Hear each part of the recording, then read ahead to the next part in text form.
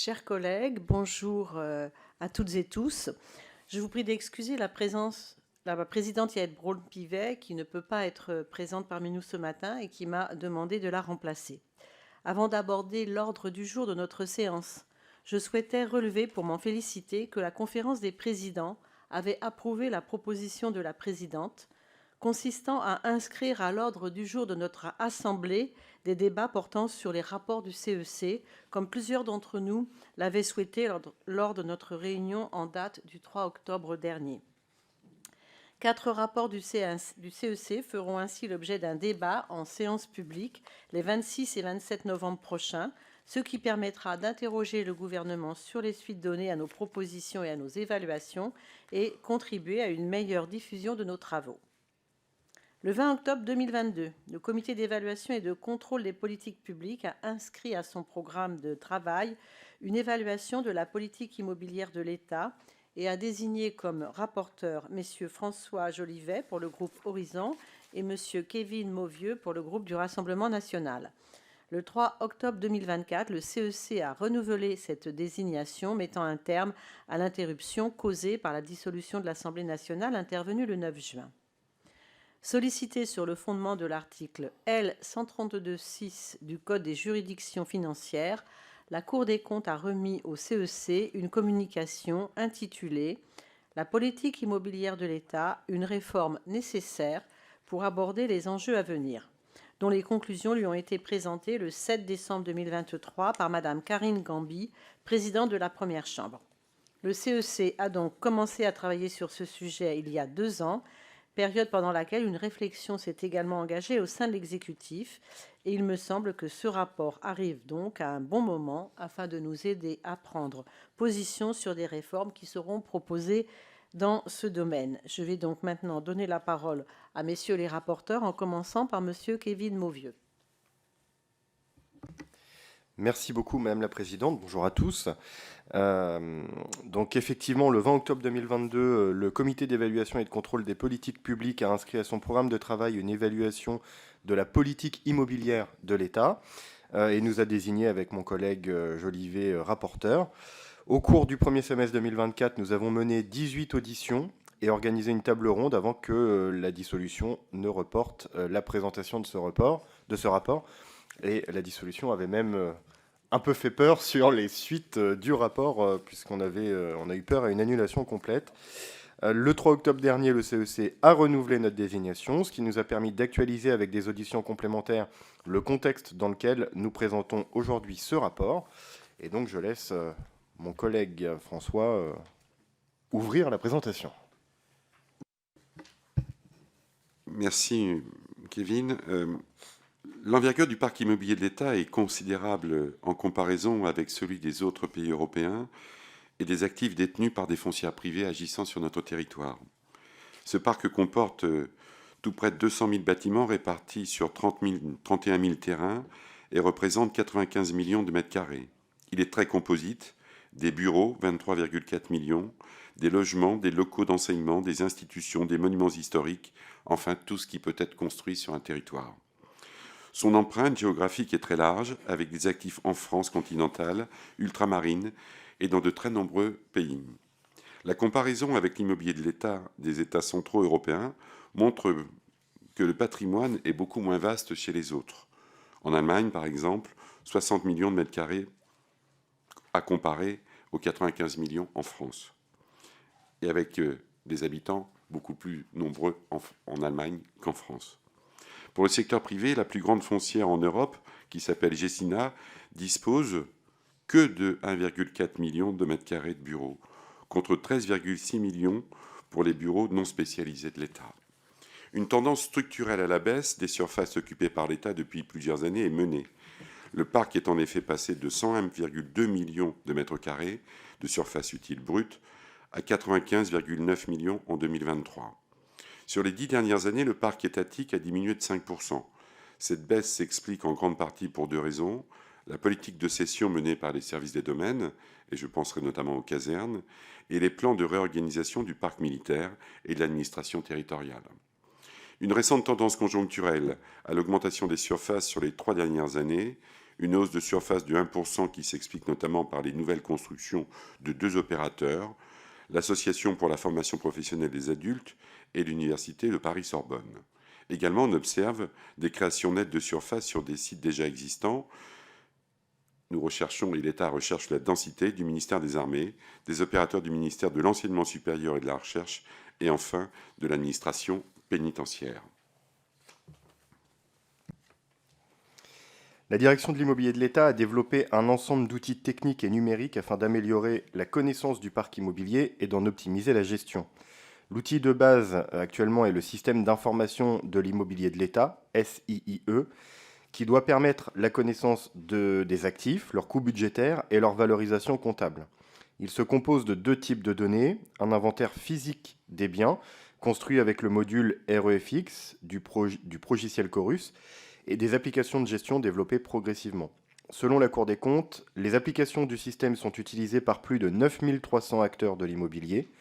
Il faut préciser aussi qu'une instruction du ministère des Comptes publics a posé une condition à l'octroi des crédits interministériels, du plan de relance par exemple, mettre à jour régulièrement les données dans le référentiel technique, RT, et dans l'outil de suivi des consommations de fluides, l'OSFI.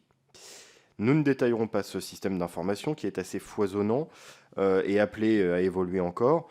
Nous soulignerons qu'il est doublé dans certains ministères par des outils particuliers, les applications ministérielles métiers, la justice, la gendarmerie nationale, la direction générale de l'aviation, par exemple, ont leurs outils propres et transmettent leurs données aux responsables de Chorus.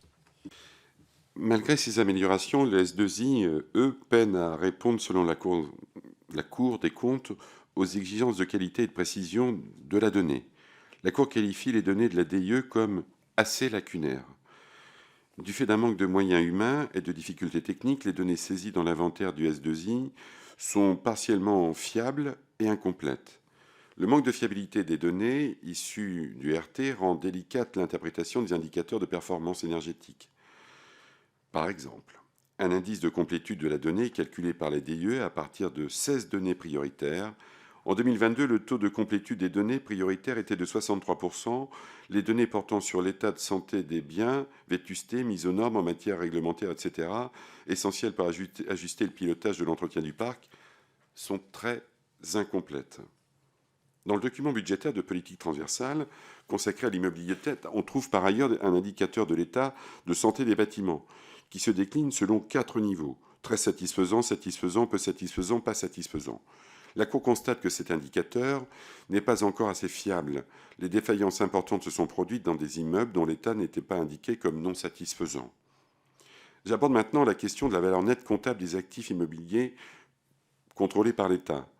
Elle s'élevait en 2023 à plus de 75 milliards d'euros. La valeur du parc immobilier contrôlé par l'État est en constante progression du fait des réévaluations, des acquisitions, des remises de biens au domaine pour leur cession et plus généralement en raison du processus de fiabilisation grandissante de l'inventaire immobilier. À fin 2023, la valeur comptable brute des biens immobiliers figurant au bilan des établissements publics nationaux et des 438 opérateurs s'élevait à 93 milliards. Ce montant est en forte hausse par rapport aux années précédentes. Jusqu'au 31 décembre 2023, les bureaux et les logements figurant à l'actif du bilan de l'État étaient estimés selon leur valeur comptable, définie selon les normes comptables comme le montant qui pourrait être obtenu de la cession d'un bien aux conditions normales du marché. La certification de la valorisation du parc immobilier de l'État fait l'objet de réserves récurrentes de la part de la Cour des comptes. Celle-ci émet de manière systématique depuis 2021 une réserve de certification sans éléments probants permettant d'identifier une anomalie significative. La Cour explique que la défaillance résulte des lacunes du système de gestion, du caractère inadapté du système d'information et de l'inefficacité des contrôles internes. En 2024, la Cour a certifié la valorisation du patrimoine immobilier de l'État au titre de 2023 avec réserve. Elle souligne l'absence de concordance entre les données d'inventaire renseignées dans le système Chorus et les données saisies dans les applications ministérielles de gestion des ministères ou directions qui ont été développées, comme le disait mon collègue, justice, armée, gendarmerie nationale, direction générale d'aviation civile. Pour les terrains et les bâtiments, la Cour considère que la détermination de la valorisation du coût historique des biens est sujette à caution, sans fiabilité de calcul comptable et de valeur vénale, et donc une valeur vénale très incertaine. Au 1er janvier 2024, la méthode du coût historique amorti s'est substituée à la méthode de la valeur vénale et sera donc utilisée pour la valorisation des bâtiments à usage d'habitation et de bureaux. Une amélioration de la fiabilité devrait intervenir. Néanmoins, nous considérons que la direction de l'immobilier de l'État doit s'efforcer de résoudre les anomalies relevées par la Cour afin de parvenir enfin à avoir une connaissance satisfaisante de la valeur d'actifs de l'immobilier appartenant à l'État. La politique immobilière. C'est pas grave. C'est pas grave. La politique immobilière de l'État a été mise en place en 2007 avec la création de la distinction entre le propriétaire, représenté par le ministre chargé du domaine au plan national et au niveau local par les préfets de région et de département, et l'occupant, à savoir les administrations des ministères et les opérateurs d'État. Les ministères ne sont donc pas propriétaires, mais affectataires des actifs immobiliers de l'État. La DIE a été créée en 2016. La pratique montre que ce sont les ministres ou leurs services immobiliers qui prennent les décisions et la DIE est cantonnée à un rôle d'expertise consultatif. Dans ce contexte, la Cour souligne que les progrès effectués relèvent davantage de l'outillage de la politique immobilière que de son fondement. Le système de gestion de la politique immobilière met la DIE dans la position d'un animateur fonctionnel plutôt que dans celle d'un décideur. Ses moyens de pilotage sont la Conférence nationale de l'immobilier public, CNIP, qui examine les schémas pluriannuels de stratégie immobilière et les schémas directeurs immobiliers régionaux, la feuille de route Transition écologique des bâtiments de l'État de 2018, la circulaire Surface de février 2023 qui porte l'objectif de réduction des surfaces tertiaires de 25% en 10 ans, et un tableau de bord opérationnel, document intéressant qui figure dans le rapport. La DIE et son réseau comptent 1570 agents sur un total de 13 000 agents pour l'ensemble de la filière immobilière de l'État. Certains ministères régaliens aux missions spécifiques gardent une autonomie décisionnelle sur leur immobilier, comme la justice ou le ministère des Armées. Pour ce dernier, ça semble évident. Au niveau déconcentré, ce sont les préfets de région qui définissent les orientations de la politique immobilière. Néanmoins, la réduction drastique des emplois qui a été conduite au ministère de la Transition écologique au cours des 20 dernières années a privé les niveaux territoriaux des ingénieurs des ponts et des travaux publics. Les préfectures de région remédient à cette lacune en recrutant des profils d'ingénieurs en contrat de projet. La Cour souligne à cet égard les besoins évolutifs pour la gestion de la politique immobilière. Les compétences attendues des agents, donc je cite la Cour, les compétences attendues des agents en charge des questions immobilières auront un contenu technique croissant, bâtiments intelligents dans le respect des dernières réglementations et normes européennes, outils de suivi de la performance énergétique, building information modeling, etc., et pluridisciplinaires, commercialisateurs, énergéticiens, gestionnaires, ingénieurs de la donnée et data analystes. Au-delà du problème, et je cite toujours la Cour, général du manque d'attractivité de la fonction publique, cette évolution pourrait se traduire par des difficultés croissantes de recrutement. Je ne cite plus la Cour. Nous notons que la feuille de route de l'immobilier de l'État de 2023 incite à promouvoir l'interministérialité pour la gestion prévisionnelle des emplois et des compétences, ce qui pourrait rendre les parcours et les carrières plus attractifs. La politique immobilière revêt un caractère transversal dans notre architecture budgétaire, pour ne pas dire éparpillée.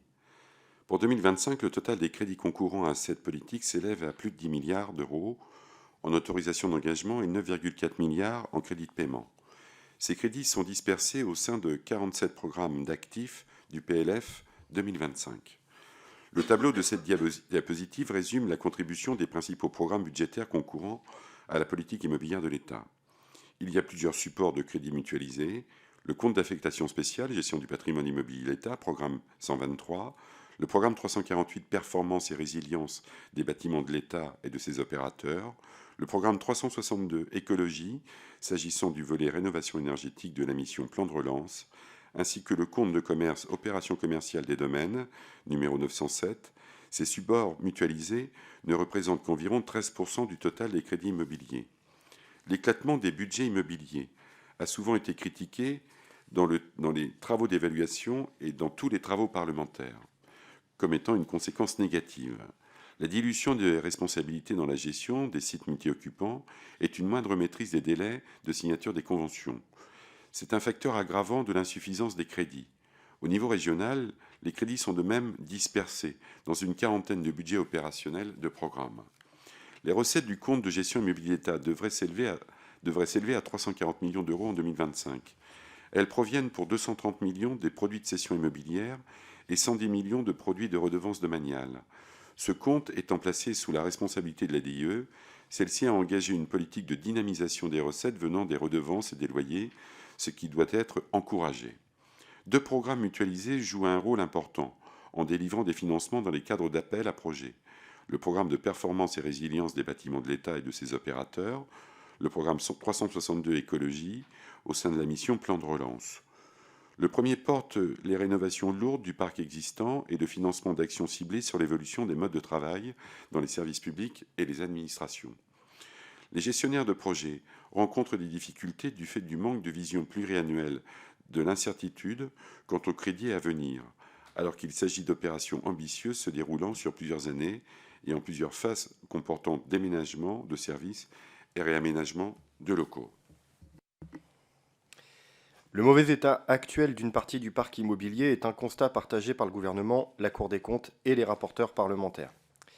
Le parc souffre d'un sous-entretien et sous-investissement chronique par son propriétaire, souvent au détriment de la qualité de l'environnement de travail des agents. Les mécanismes financiers existants n'ont pas permis de responsabiliser les occupants quant aux travaux d'entretien courants, ce qui nuit à la qualité du patrimoine à long terme et à la valeur des actifs. Dans les faits, les crédits budgétaires en faveur de l'immobilier sont attribués aux services qui occupent les bâtiments. Or, ces services n'ont pas d'intérêt propre à effectuer les dépenses d'entretien. Au contraire, ils peuvent être tentés, via le mécanisme de la fongibilité, de réallouer une partie des crédits immobiliers pour financer d'autres dépenses. Les grands opérateurs emblématiques, par contre, font l'objet d'un traitement prioritaire. À côté, les crédits d'entretien courant sont sous-calibrés et peuvent être réalloués via la fongibilité. La moyenne des dépenses immobilières a été basse, autour de 7,2 milliards d'euros annuels entre 2012 et 2020, un montant inférieur à celui dont certains ministères avaient pu bénéficier avant la crise financière de 2008. Les dépenses d'investissement immobilisées, dépenses dites du propriétaire, ont oscillé pendant 10 ans jusqu'en 2020 entre 1,6 et 1,9 milliards d'euros, soit un effort annuel de 2,7% pour un parc évalué à au moins 68 milliards d'euros. Les dépenses d'entretien courant se sont situées entre 900 millions d'euros et 1 milliard d'euros. Elles suivent une meilleure trajectoire depuis 2020, atteignant 1,2 milliard d'euros ces dernières années. Cette amélioration récente traduit un rattrapage de l'entretien lourd de la transition énergétique.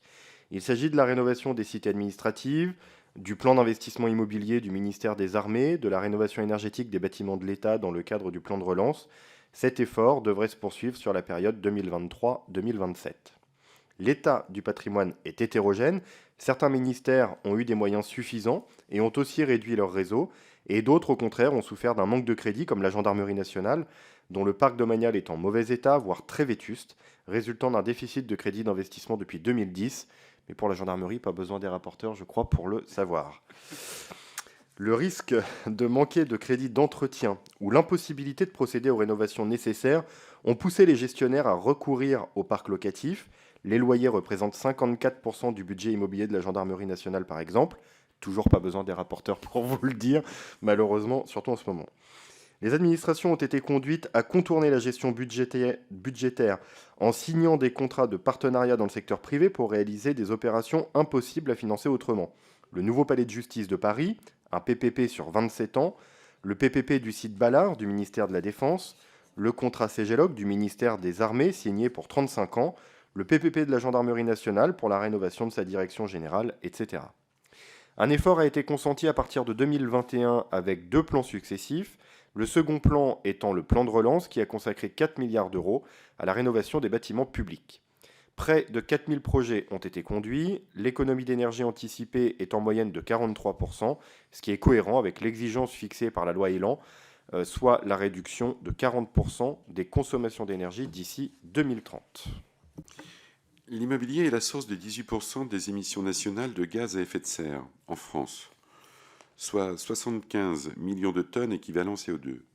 Dans cette part, l'immobilier résidentiel représente 48 millions de tonnes et l'immobilier tertiaire 27 millions de tonnes. Au sein du tertiaire, l'État et ses opérateurs sont à l'origine directement de 8% des émissions. Un certain nombre de dispositions environnementales légales et réglementaires s'appliquent à l'immobilier de l'État. Un décret éco-énergie tertiaire de 2019, pris en application de la loi Elan, la loi Climat et Résilience de 2021, qui impose la rénovation de l'ensemble des logements considérés comme des passoires thermiques d'ici 2034, la circulaire Service public responsable, qui prévoit la sortie des chaudières fuel d'ici 2029, sauf exception. Les obligations nées du droit européen se sont aussi renforcées ces dernières années. La directive sur la performance environnementale des bâtiments révisés en 2024, la directive efficacité énergétique entrée en vigueur en 2023 visant à réduire la consommation d'énergie primaire et finale au niveau de l'Union européenne. Ce texte ambitieux exige la rénovation d'au moins 3% du parc par an à un niveau respectant des normes Nearly Zero Energy Building, c'est-à-dire des bâtiments dont la consommation d'énergie est quasi nulle. Cela fait référence aux bâtiments dits passifs. Une très grande part de l'immobilier domanial n'est pas en conformité avec ces prescriptions, pour ne pas dire tous. Le Centre d'études et d'expertise sur les risques, l'environnement, la mobilité et l'aménagement a évalué le parc de l'État sous deux angles, l'état de santé global et la consommation énergétique. On doit d'ailleurs s'interroger pourquoi est-ce que l'État a recours à un de ses opérateurs pour le faire. Il a établi un diagnostic et proposé plusieurs scénarios de mise aux normes, en affichant une préférence pour le scénario réglementaire, qui permettrait d'atteindre les objectifs fixés par plusieurs textes, tels que le décret tertiaire de 2019. Je rappelle que le décret prévoit de réduire la consommation énergétique de 40% d'ici 2030, 50% d'ici 2040 et 60% d'ici 2050, pour tous les propriétaires et occupants de bâtiments tertiaires de plus de 1000 m², autant dire tous les bâtiments de l'État de bureaux. Dans ce scénario, l'investissement total de 28 ans oscille autour de 144 milliards d'euros, soit en moyenne 5,2 milliards par an de travaux permettant d'atteindre ces objectifs. À rapporter et à avoir en mémoire les 91 milliards d'euros de la valeur d'actifs. Autant dire que si l'on fait 144 milliards de travaux sur un actif de 91 milliards, il y a un sujet qui est posé. Dans le même temps, un groupe de travail conduit par le Secrétariat général à la planification écologique et la DIE a estimé les besoins nets d'investissement immobilier à 67 milliards d'euros, soit 75 milliards de moins grâce à plusieurs leviers d'économie. Le SGPE a retraité les crédits d'investissement actuellement budgétés, des crédits redéployés, des financements du plan de relance, soit 29,3 milliards de crédits déjà prévus ou mobilisables. Ensuite, il envisage 25 milliards d'euros d'économies grâce à la réduction de 25% des surfaces du parc tertiaire. Enfin, 20 milliards de baisse de la facture énergétique résultant des travaux et du plan de sobriété. En tenant compte de ces contributions potentielles, il resterait à trouver 67 milliards d'euros sur la période 2024-2051 dans la situation financière que nous connaissons de notre État, soit 2,4 milliards d'euros supplémentaires par an. Cela représente une augmentation notable de l'enveloppe annuelle totale des crédits budgétaires qui est de 8 à 10 milliards d'euros. Cette trajectoire conduirait à des gains de performance énergétique de plus 46% en 2030, plus 73% en 2050 par rapport à l'année de référence 2023. Nos auditions ont renforcé notre conviction qu'une réforme profonde de l'immobilier de l'État est devenue indispensable pour atteindre deux objectifs que l'organisation actuelle ne remplit que fort mal, voire pas du tout d'ailleurs parfois: assurer l'entretien des bâtiments et les investissements dont ils ont besoin, ce qui incombe aux propriétaires d'une part, et respecter les obligations relatives à la transition écologique d'autre part. La politique immobilière est présentée par la Direction interministérielle de la transformation publique, DITP, comme une politique prioritaire et un levier important de réforme de la gestion publique et des modes de travail. Nous sommes d'accord avec ce constat, la PIE doit maintenir la valeur des actifs, participer à l'amélioration des conditions de travail pour les agents publics et offrir de bonnes conditions d'accueil pour les usagers, et enfin contribuer à la maîtrise des dépenses publiques.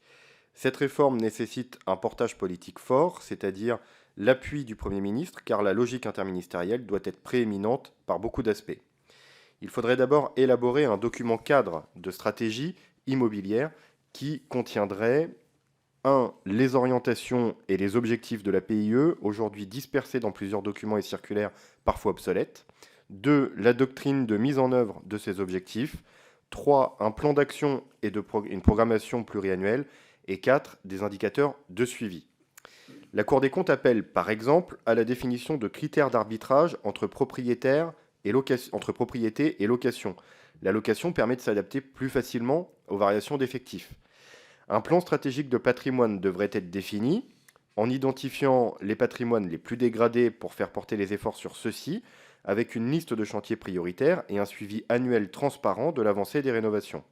La prévention ne doit plus être négligée, elle doit bien sûr être pluriannuelle, avec une projection des rénovations à 5 ans, puis à 10 ans, voire davantage. La stratégie doit s'accompagner d'un plan de contrôle interne destiné à renforcer les fiabilités de données figurant dans le système d'information de l'immobilier de l'État. C'est un des derniers sujets qu'on avait évoqué, le fait de prioriser effectivement les chantiers, la rénovation énergétique évidemment, mais lorsqu'un bâtiment fuit, la rénovation énergétique sur le bâtiment qui fuit, ce qui permet en même temps de le remettre en état. Mais je pense, on y reviendra peut-être plus tard, mais ça me paraît essentiel d'avoir donc ces données et cette stratégie. Le positionnement institutionnel de la DIE doit être interrogé. Cette direction dispose aujourd'hui de peu d'autorité, on l'a dit tout à l'heure, et de capacité d'impulsion vis-à-vis des ministères occupants. Il nous paraît indispensable de détacher de la DGFiP, de la DGFiP et de la rattacher au Premier ministre, car c'est une politique interministérielle qu'il faut mettre en œuvre, comme le montre le recours à des circulaires du Premier ministre pour fixer les objectifs et les méthodes de la gestion.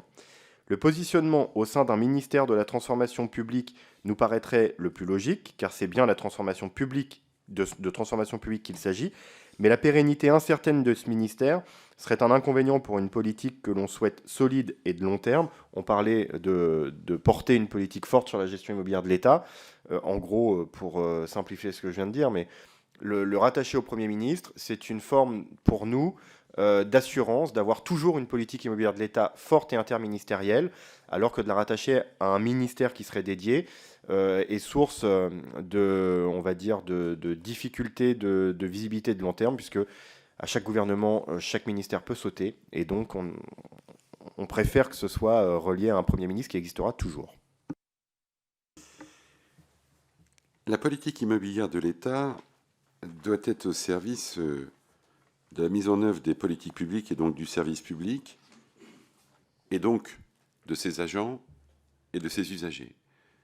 Et j'ajouterais même que la politique immobilière de l'État a en son sein même un enjeu RH pour la fonction publique aujourd'hui non attractive essentiel. Le but d'un RH étant de faire attirer à lui les meilleures ressources humaines et de garder les meilleures ressources humaines. Il est d'ailleurs dommage d'entendre parfois des secrétaires généraux de ministères dire que le manque de qualité de l'immobilier de l'État fasse partir un certain nombre de collaborateurs. Nous préconisons en conséquence une gestion prévisionnelle des ressources humaines beaucoup plus développée et accompagnée d'un meilleur dialogue social dans l'immobilier de l'État, afin de définir une politique immobilière qui tient compte d'une trajectoire RH. Les agents doivent être régulièrement associés aux projets de transformation immobilière qui impacteront la qualité du travail. Il convient de réunir régulièrement l'instance de concertation des représentants du personnel.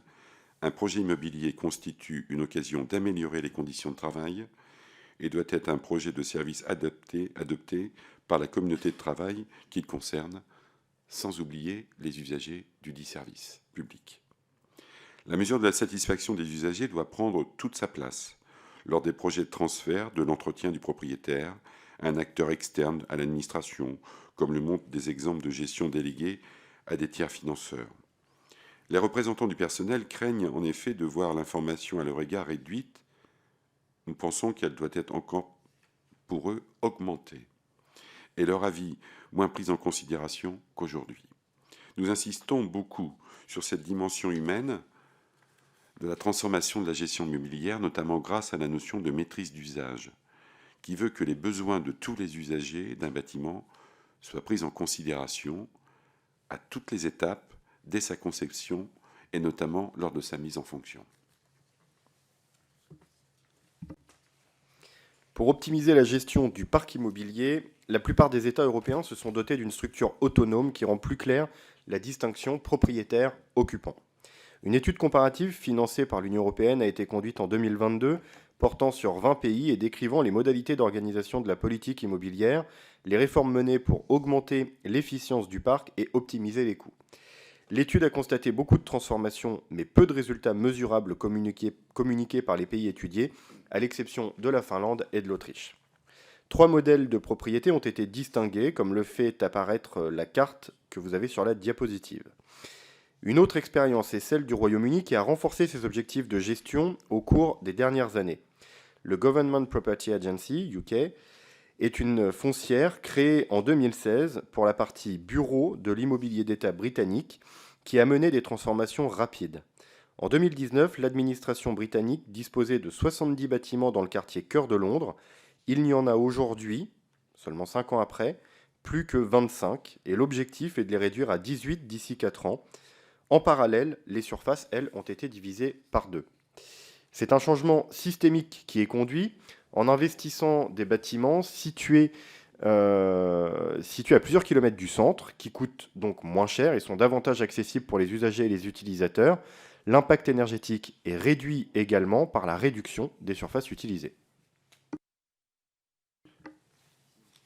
Notre travail, Kevin et moi, sur ce rapport, a envisagé dès le début l'option de créer une société foncière à capitaux publics afin de lui confier la gestion d'une partie du patrimoine immobilier et ainsi de professionnaliser sa gestion. La Cour présentait cette option comme son 3e scénario.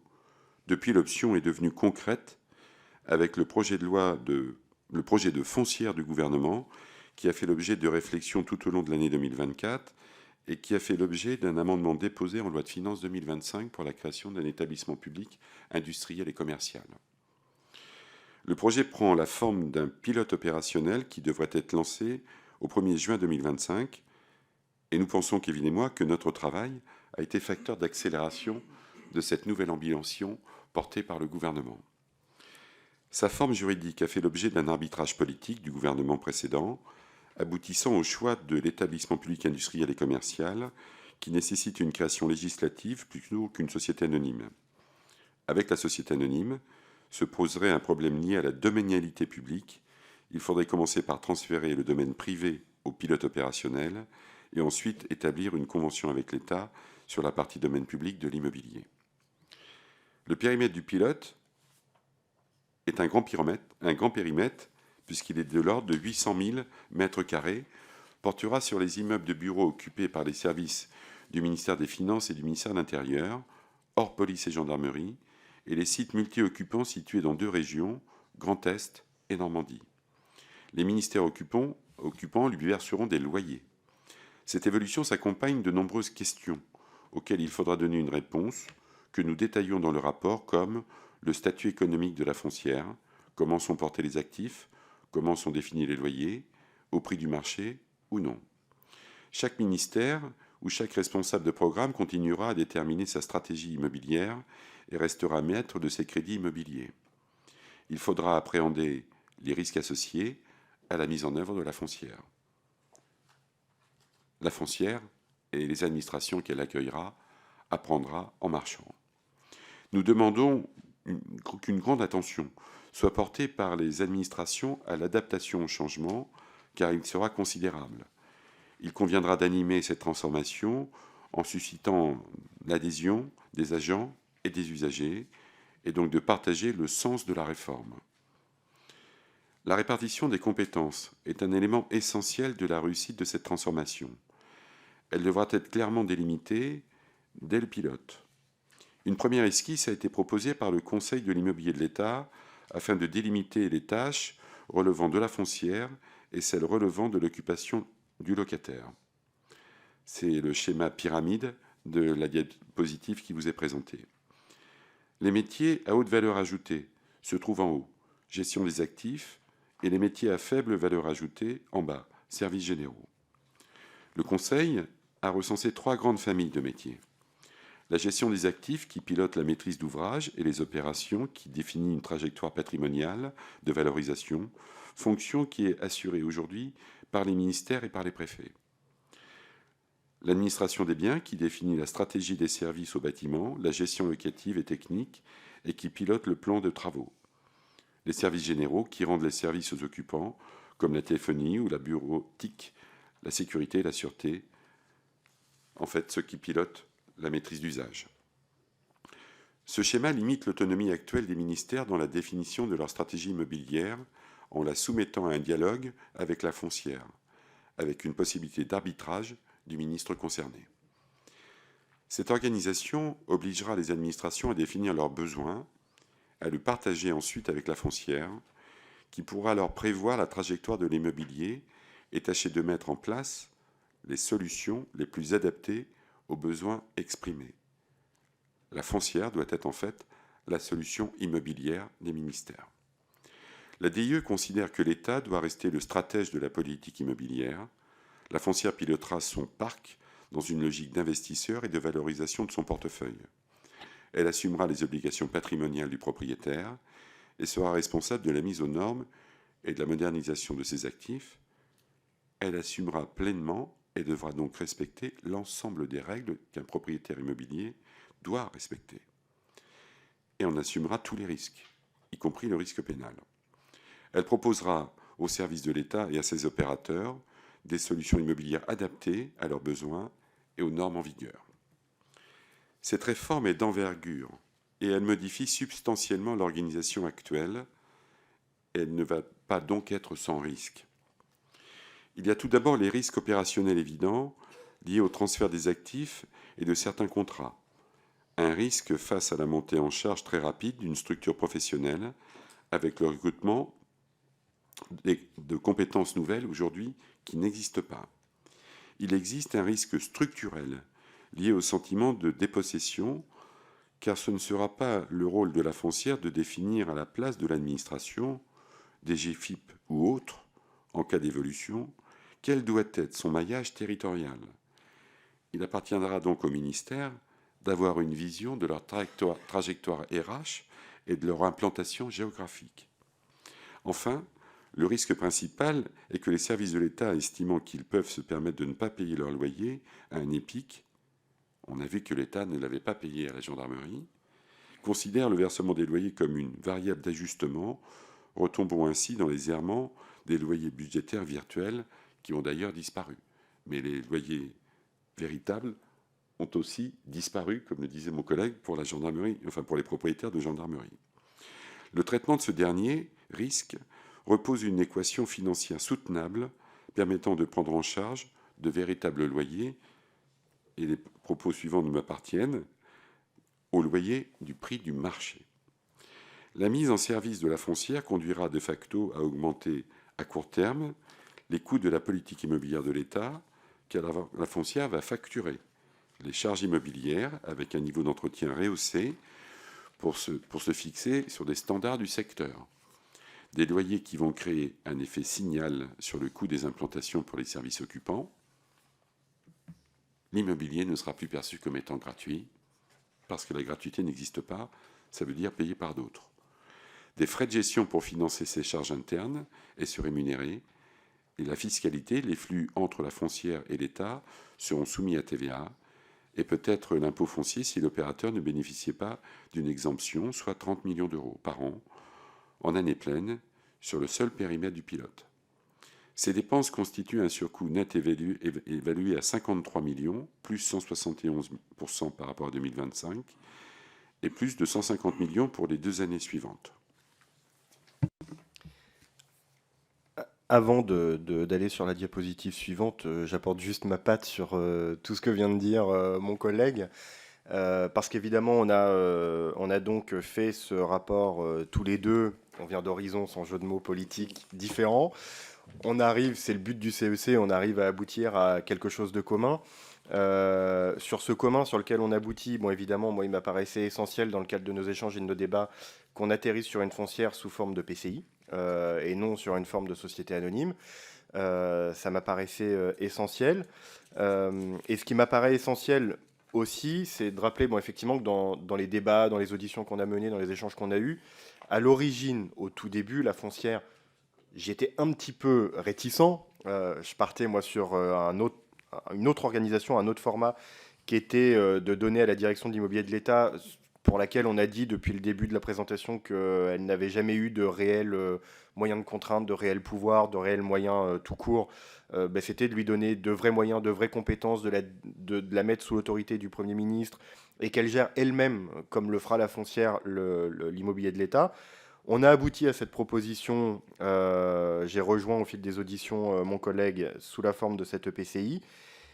Je reviens sur deux éléments que tu as dit d'ailleurs dans ta présentation, mais deux risques qui sont identifiés et sur lesquels moi j'attire l'attention et je pense que même si j'ai rejoint mon collègue sur cette proposition, sur lesquels je pense qu'on devrait être vigilant.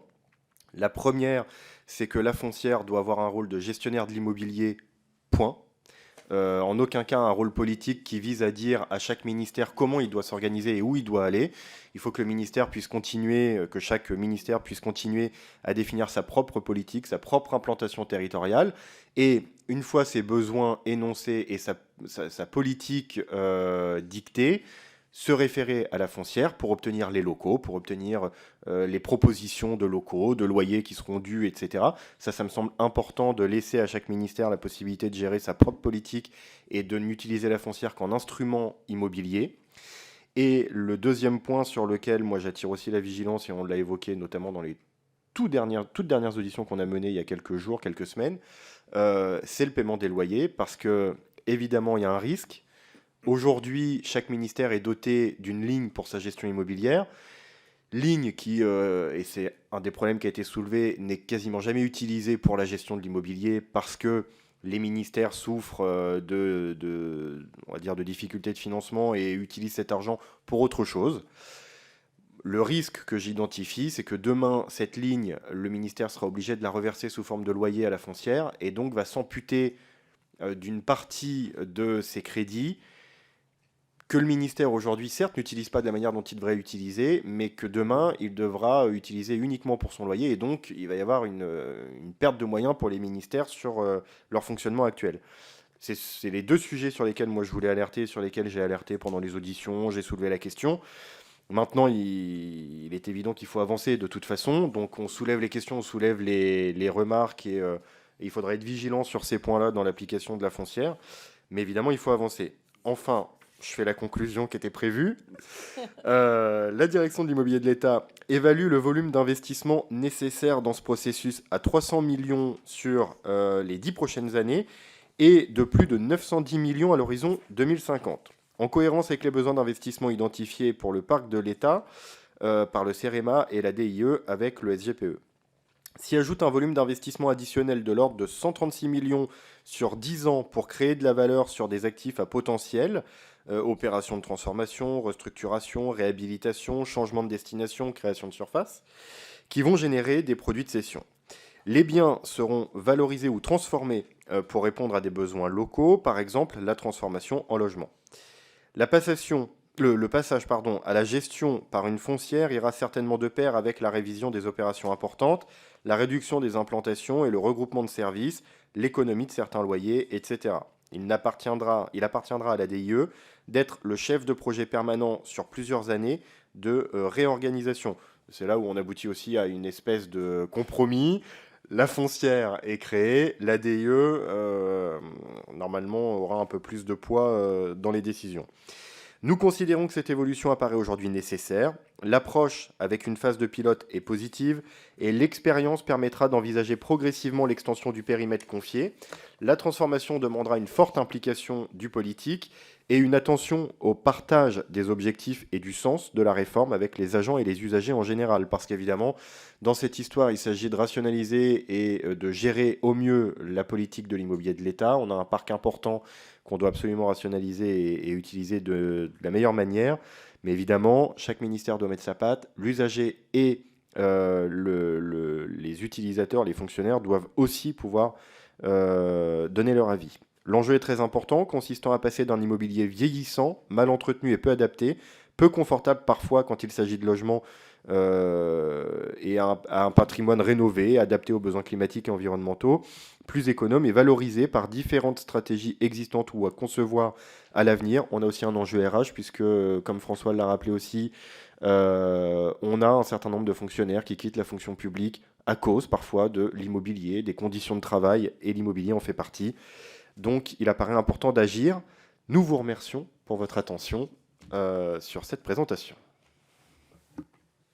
Merci, messieurs les rapporteurs, pour la présentation de ces travaux denses, riches et de qualité. Je vais maintenant proposer à nos collègues députés de vous adresser les questions, les demandes de précision sur ces travaux. Y a-t-il des demandes de parole ?